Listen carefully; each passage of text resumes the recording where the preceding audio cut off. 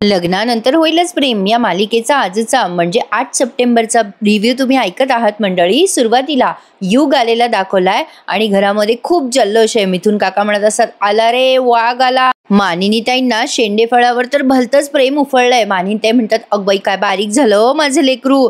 त्यावरती आता विक्रम म्हणतात, अगं तूप रोटी खाऊ घाल, आलाय ना तुझं लेकरू आता। जीवा आणि दोघेही युगला घेऊन असे झोका खेळताय। युग सुद्धा भयंकर खुश आहे। मानिनीताई म्हणतात, ए पोरांनो त्याला चक्कर येईल, त्रास देऊ नका। विक्रम म्हणतात, बघा आईचं प्रेम बघा, युग नव्हता तेव्हा तुमच्या दोघावर जीव ओवाळत होती, तो आल्यावर प्रेम शिफ्ट झालं बरं का तिचं। लगेच जीवा म्हणतो, हो ना बाबा, शेंडेफळ आल्यावर 1-2 नंबरला कोण विचारतंय। आता मानिनीताई म्हणतात, नव्हतं ना माझं लेकरू। मिथुन म्हणतात, वहिनी नशीब हा गणपतीत आला। काय रे युग, तू गणपतीत कस काय आला रे अचानक, नाही म्हणजे काही बोलला नाही येणारेस वगैरे। आता हा युग जरा घाबरलेला दाखवला, तो म्हणतो सरप्राईज होतं। जीवा म्हणतो, अरे मग सांगायचं ना राव, मी आलो असतो तुला घ्यायला। अरे किती बडबड करणारा तू, आज शांत शांत काय रे युग, काय झालं। सगळेच जण त्याला विचारायला लागतात, काय झालं रे युग, बरा आहेस ना। मानिनीताई पण विचारतात। आता युग म्हणतो, हो मी ठीक आहे। आता तेवढ्यात तिथे वसू आत्या येतात। हा युगंधर म्हणजे त्यांचा लाडका भाचा बर का, आणि सगळ्यात जवळचा सुद्धा। आता युग वसू आत्या आणि रम्याला बघून आश्चर्यचकित होतो आणि म्हणतो, अरे वसू आत्या आणि रम्या तुम्ही दोघी ह्या वेशात। आता युग त्यांच्याशी बोलणार तेवढ्यात मानिनीताई त्याचा हात धरतात आणि म्हणतात, युग त्यांच्या जवळ अजिबात जाऊ नकोस। युगला काही कळत नाही, कारण बहुतेक त्याला वसू आत्या आणि रम्याचं कारण माहिती नाहीये। मग युग म्हणतो, आई असं का बोलतेस तू, अगं काय झालंय। लगेच मग मानिनीताई म्हणतात, अरे युगंधर तुला नजर नको लागायला बाबा, आधीच माझ्या 2 मुलांच्या बाबतीत वाईट नजर लागलेलीच आहे, पण आता तुझ्या बाबतीत या बाईने काही करायला नको म्हणजे झालं। विक्रम मात्र आता एक शब्दही बोलत नाही। मग मानिनीताई म्हणतात, आपण जर का चिखलात दगड मारला ना युग, तर चिखल उडतो आपल्या अंगावर, त्यामुळे आपण चिखलाच्या जवळ जायचं नाही। आता रम्याला मानिनीताईंचे शब्द अक्षरशः बाणासारखे टोचताय। युगंधर म्हणतो, अगं आई असं का बोलते तू, आत्या आहे ना ती माझी।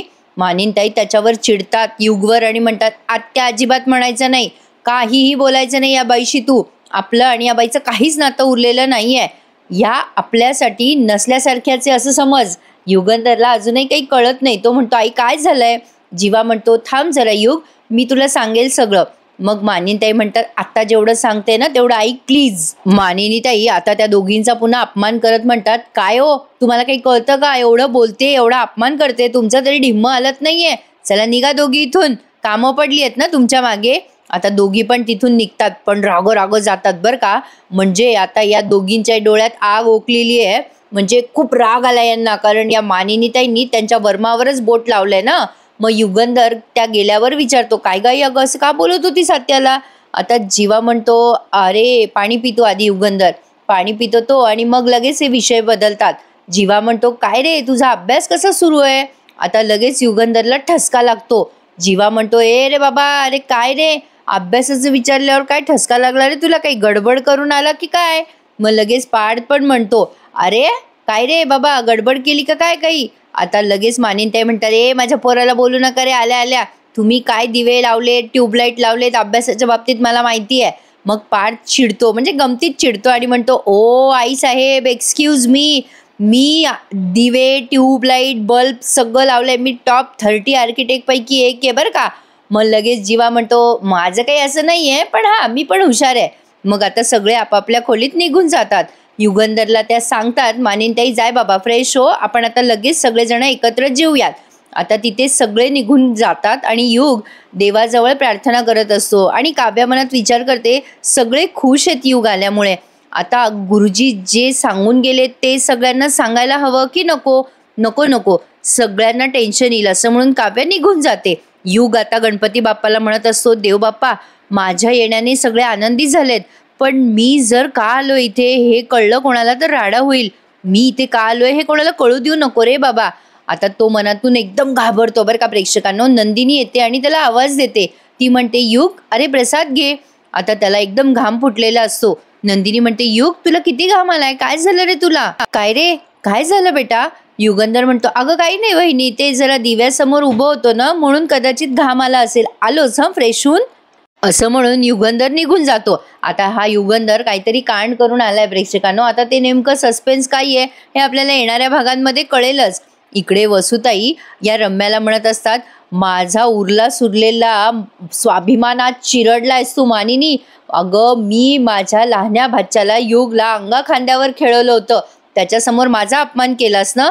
आतापर्यंत तू मला दुखावलं होतं, पण माझ्या युग समोर माझा अपमान करून तू माझं काळीज पिळवटवून टाकलंस मानिनी.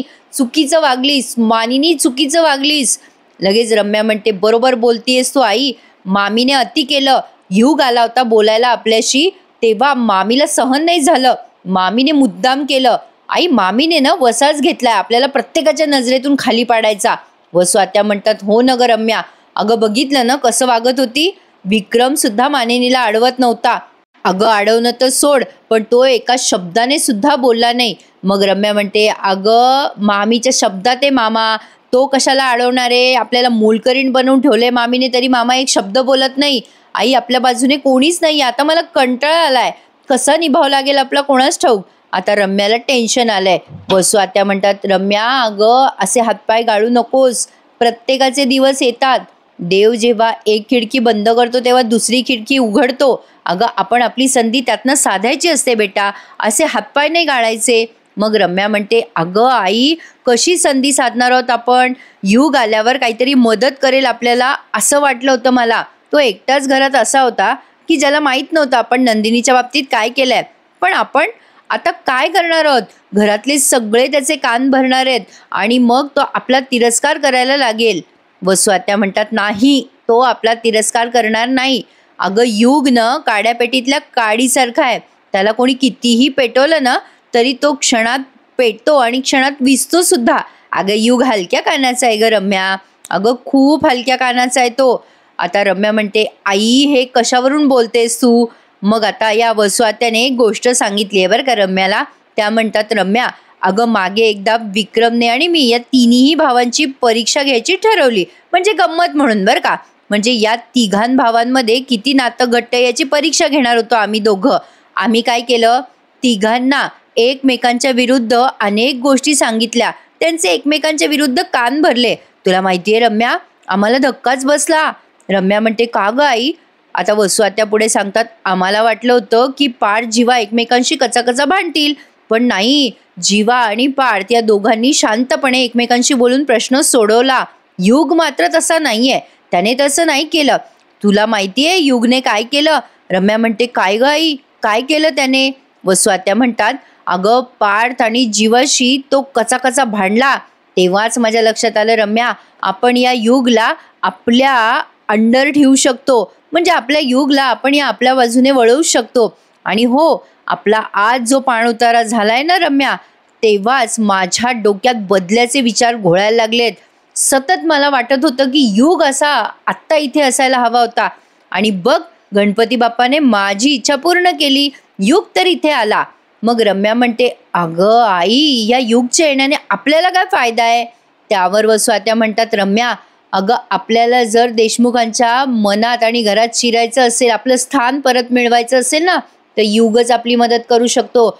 आणि इतकंच नाही बरं का रम्या, युगला हाताशी धरून आपला बदला पण आपण घेऊ शकतो. त्याला आपलं प्यादं करून आपला सूड घ्यायचा आहे आपण. आता रम्या विचारते वसू आत्याला, आई खरंच आपल्याला असं करता येईल. वसू आत्या म्हणतात, हो करता येणार आणि नक्की.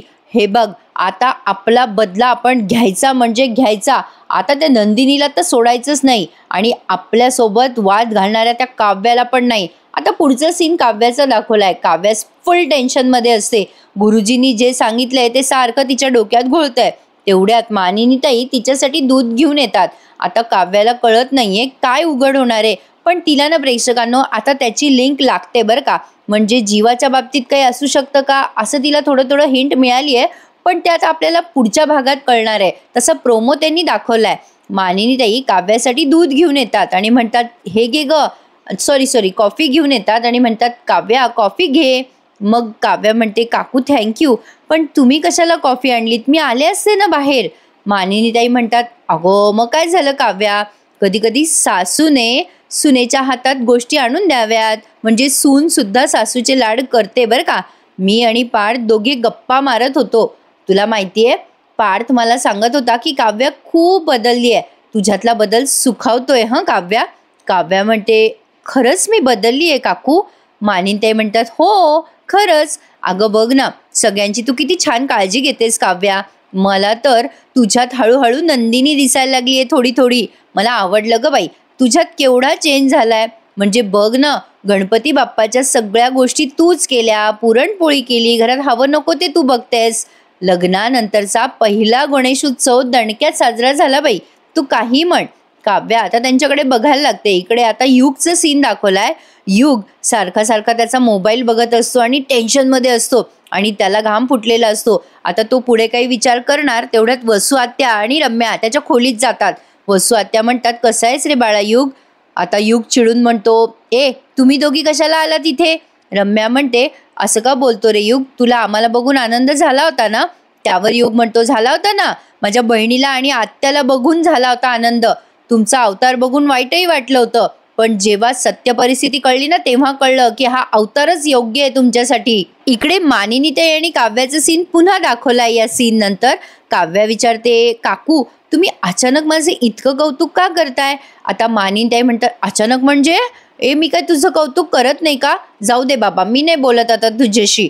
मानिनीताई आता चिडतात, म्हणजे गंमत म्हणून चिडतात. काव्या म्हणते, सॉरी.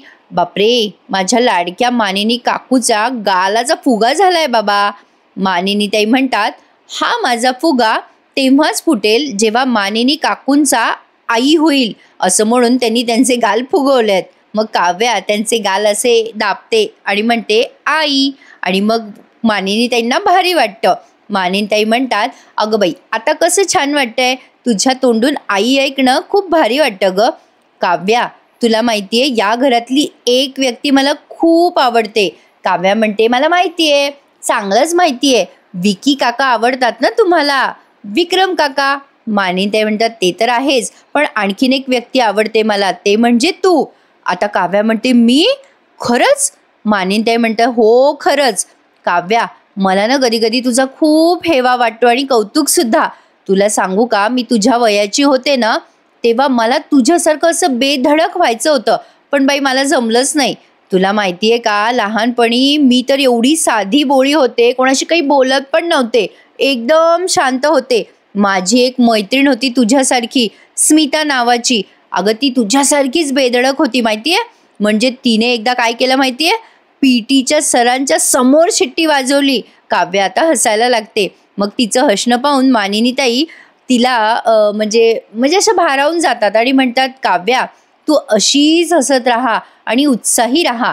तुझ्यातला हा जो सळसळता उत्साह आहे ना, त्यामुळेच नवरा बायकोमधलं नातं आणि तुमचा संसार सुद्धा उत्साही होईल बघ. पार्थ आणि तू जसे आहात अगदी तसे राहा. तुमच्यात जी नोकझोक चालू असते ना, त्यामुळे सुद्धा तुमचं जे नातं आहे ना ते असं फ्रेश आणि उत्साही राहील. आता मानिनीताई पार्थबद्दल बोलत असतात तेव्हा थोडं काव्याच्या चेहऱ्यावर टेन्शन आलेलं असतं, कारण त्या पुढे म्हणतात, तुम्ही दोघं ना तुमचा संसार सुखाचा कराल. मला माहिती आहे, मी बाप्पाकडे प्रार्थना करणार आहे तुमच्यासाठी. प्रेक्षकांनो, मालिकेत एवढे डायलॉग असतात, इतके कॅरेक्टर आहेत की विचारू नका. एखाद्याला एक चालता चालता देत जाओ नक्की. छान वाटतं तुमचे लाईक आले की रिव्ह्यूवर. असो, आता पुन्हा वसू आत्याचं सीन त्यांनी दाखवलाय. आज भरपूर डायलॉग आहेत मालिकेत आणि सीनही भरपूर आहेत. आता मानिनीताई आणि काव्याचा सीन झाल्यावर पुन्हा त्यांनी युगंधरचं सीन दाखवलाय. आता युगंधर यांना फटाफटा बोलतोय. आता तरी सुद्धा वसू आत्या युगला मनवायचा प्रयत्न करत असतात. युग तिथून निघून जात असतो. वसू आत्या त्याचा हात धरत म्हणतात, थांब न रे युग, अरे आम्ही पण माणसंच होत ना रे, चुका माणसांकडनंच होतात रे. मला सांग, तुझ्या सुखासाठी तुझी आई जाईल की नाही वाटेल त्या थराला? जाईल की नाही बाबा? आम्ही पण तेच केलं रे. नाही, मी माझ्या रम्यासाठी तेच केलं. युगंधर चिडतो आणि म्हणतो, तुमच्या घाणेरड्या तोंडाने माझ्या आईचं नाव घेऊ नका. आई आमच्या सुखासाठी आमचं घर फोडणार नाही. माझी आई कटकारस्थानं करत नाही तुमच्यासारखे. त्यामुळे तुम्ही ना माझ्या नजरेसमोरून आधी दूर व्हा. मला तुमच्याशी बोलायचंच नाहीये. आता रम्या लगेच त्याचा हात धरून पुढे येते आणि म्हणते, अरे असं काय करतोस युग? अरे अरे मी तुझी बहीण आहे ना रे, अरे बोल ना रे आमच्याशी. अरे आम्हाला तू सुद्धा हाडतूड करणार का? त्यावर युगंधर म्हणतो, तुमच्यासारख्या माणसांशी असंच वागायला पाहिजे, कळून चुकलंय मला. नंदिनी वहिनीला लग्न मंडपातून तुम्ही किडनॅप केलं.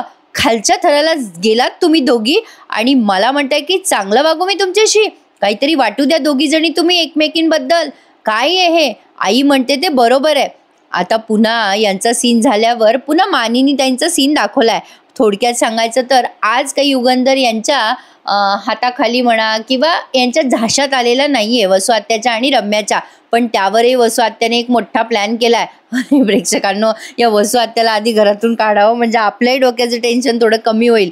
तर असो, मानिनी ताई आता काव्याला म्हणतात विसर्जनाची सगळी तयारी करायला हवी. बाप्पा येतात आणि जातात पण बरंच झालं बाई काव्या, बाप्पा येण्याच्या आधी आपल्या घरावरचं संकट टळलं. आता त्या संकट टळलं म्हणतात तेव्हा काव्याला गुरुजींचे वाक्य पुन्हा आठवतात की आता गणपती विसर्जनानंतर मोठं संकट, मोठं वादळ येणार आहे आणि काव्या पुन्हा थोडी डिस्टर्ब होऊन जाते. आता तिला टेन्शन आलंय. मानिनताई म्हणतात अगं बाई, विसर्जनाची तयारी करायची आहे काव्या. अगं काव्या, अगं काल गुरुजी येऊन गेले ना गं, मला आपली ही ताई सांगत होती, कामावाली ताई. आता काव्या गडबडून जाते कारण तिला पुन्हा गुरुजींचे बोललेले वाक्य आठवतात. काव्याला त्या विचारतात मानिनी ताई, काय गं, काय म्हणाले गुरुजी आल्यावर? आता काव्याला ते आठवतं आणि ती टेन्शनमध्ये येते. आता काय करायचं, सांगायचं का नाही सांगायचं मानिनी ताईंना, या द्वंद्वामध्ये ती आहे. पुन्हा एकदा आता वसू आत्याचं सीन दाखवलाय. युगंधर वसू आत्याला म्हणत असतो, आई तुमच्या दोघींबद्दल बरोबर बोलते, तुम्ही दोघी ना खूप विचित्र आहात. तुमच्या आयुष्यात गिल्ट नावाचा शब्द पण नाहीये. एवढं सगळं तुम्ही केलं पण तुम्हाला काही वाटत नाहीये त्याबद्दल, हे कळतंय मला. जा तुम्ही दोघी इथून, तुम्हाला कळत नाहीये का मला तुमच्याशी बोलायचं नाहीये? आता वसू आत्या म्हणतात ऐक ना रे युग, बेटा माझा ऐक तरी. युगंधर म्हणतो अरे तुम्हाला कळत नाहीये का? ठीक आहे, तुम्ही नाही जात तर मीच जातो. आई म्हणते ते बरोबर म्हणते तुमच्याबद्दल, दोघी पण ना एक नंबरच्या निगरगट्टा आहात, कधीच सुधारणार नाही. जाऊ दे मीच जातो, असं म्हणून युगंधर निघून जातो. आणि आता रम्या तिच्या आईला म्हणते आई अगं हा तर आपलीच लाज काढून गेला, तू याला आपलं प्यादं बनवणार होतीस का? वसू आत्या म्हणतात हो. आता रम्या म्हणते काय ग आई, तू अजून पण काय हो हो म्हणते, तू काय करणार आहेस ग नक्की? अगं ज्याने पहिल्याच फटक्यात आपल्याला उडवून लावलंय तो कशाला ऐकणार आहे आपलं? वसू आत्या म्हणतात रम्या त्याला आपलं ऐकावंच लागेल. रम्या म्हणते कशाला ऐकेल तो, काय ऐकेल?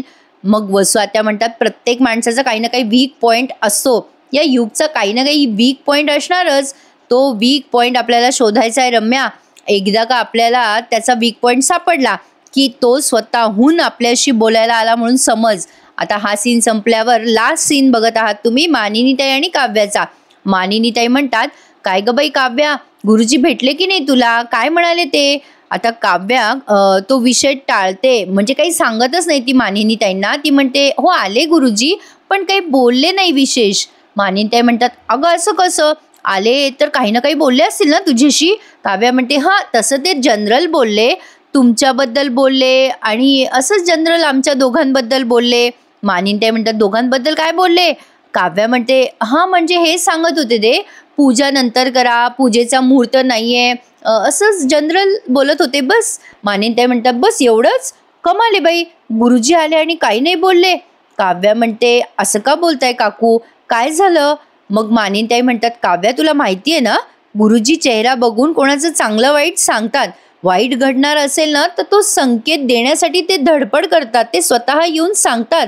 ते आले म्हणजे काहीतरी बोललेच असतील की तुझ्याजवळ, पण तरी सुद्धा काव्या त्यांना काहीच सांगत नाही प्रेक्षकांनो आणि एपिसोड इथे संपून जातो. पुढचा प्रोमो छान आहे, मालिका आता इंटरेस्टिंग होतीये बरं का. नंदिनी सारखी जीवाची वाट बघत असते, इकडे हा पार्थ गणपतीला प्रार्थना करतो की काव्याला माझ्या आयुष्यातून जाऊ देऊ नकोस. मानिनीताई त्याला सल्ला देतात की प्रेमात पडा दोघं एकमेकांच्या.